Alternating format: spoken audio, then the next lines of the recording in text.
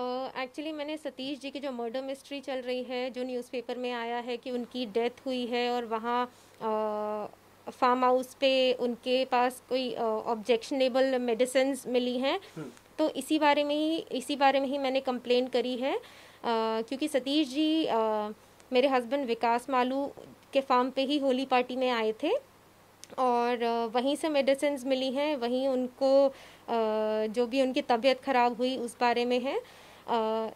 लेकिन इस बात से पहले कुछ टाइम पहले 2022 अगस्त में मेरे हस्बैंड और सतीश जी के बीच में कोई पैसों को लेके आर्ग्यूमेंट हुई थी और जिस आर्ग्यूमेंट में सतीश जी ने जो मेरे हस्बैंड विकास मालू को 15 करोड़ रुपए दिए हुए थे, वो उनसे वापस मांग रहे थे क्योंकि उनको पैसों की ज़रूरत थी।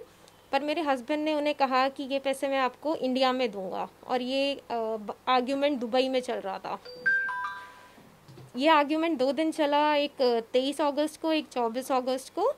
तो 24 अगस्त को जब दोबारा आर्ग्यूमेंट हुआ तो उन्होंने कहा कि जब मैंने आपको कह दिया है कि मैं आपको ये पैसे इंडिया में दूंगा और इन पैसों का कोई हिसाब तो है नहीं क्योंकि कैश में लेन देन हुआ था, तो आप कोई कानूनी कार्रवाई तो कर नहीं सकते।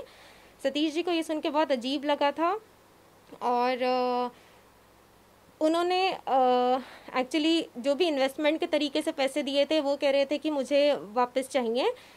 बाद में जब मैंने अपने हस्बैंड से पूछा कि ये किस बात के पैसे मांग रहे हैं और ये क्या आर्ग्यूमेंट चल रहा है आपका, तो मुझे यही बोला गया कि सतीश जी ने 15 करोड़ रुपए उनको दिए थे जो कि कोरोना के टाइम पे डूब गए।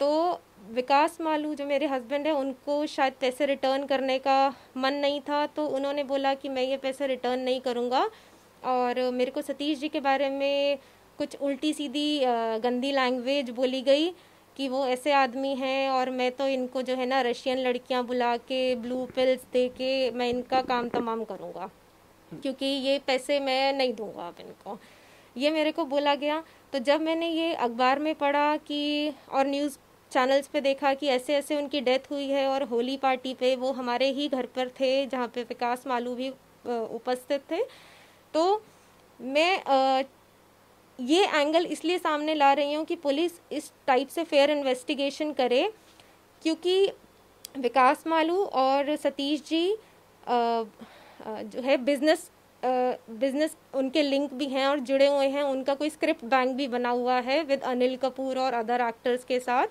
तो उनका बिजनेस लिंक भी है और ये उसी चक्कर में ये इन्वेस्टमेंट किया गया। देखिए, पहली बात तो मेरे पति पे मैंने जो है रेप उन्होंने मेरा किया, तो मैंने उसका ही आरोप है उन पे। और दूसरी बात, उनके बेटे पे भी, उनके बेटे विनीत मालू ने भी मेरे साथ रेप किया है।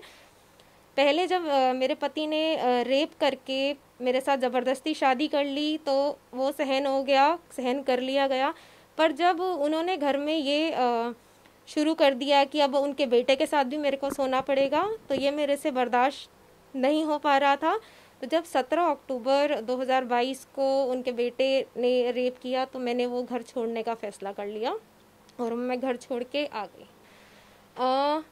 उनके एक्चुअली केस जब से हुआ तब से वो इंडिया आए ही नहीं थे, वो दुबई ही रह रहे थे, वो इन्वेस्टिगेशन में कोई सपोर्ट नहीं कर रहे थे।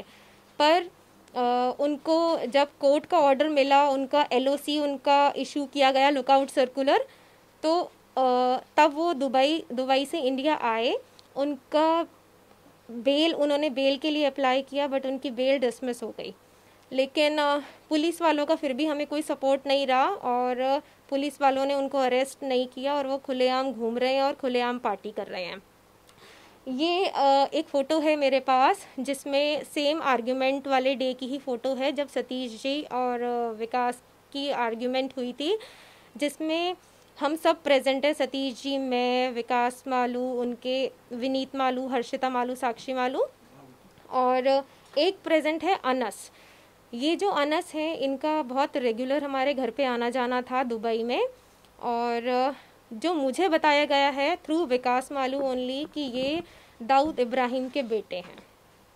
हमारे घर में एक मुस्तफ़ा, उनका भी बहुत रेगुलर आना जाना था, जो कि मुझे विकास मालू द्वारा ही बताया गया था कि वो दाऊद इब्राहिम के राइट हैंड है।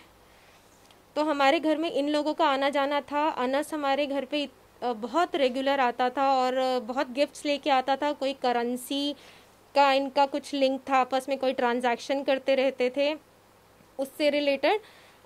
पर जो इनकी बाकी कॉन्वर्सेशंस होती थी वो बंद कमरे में होती थी। जो मेरे को लिमिटेड कॉन्वर्सेशन पता है, बाकी इनका घर पे आना जाना वो मुझे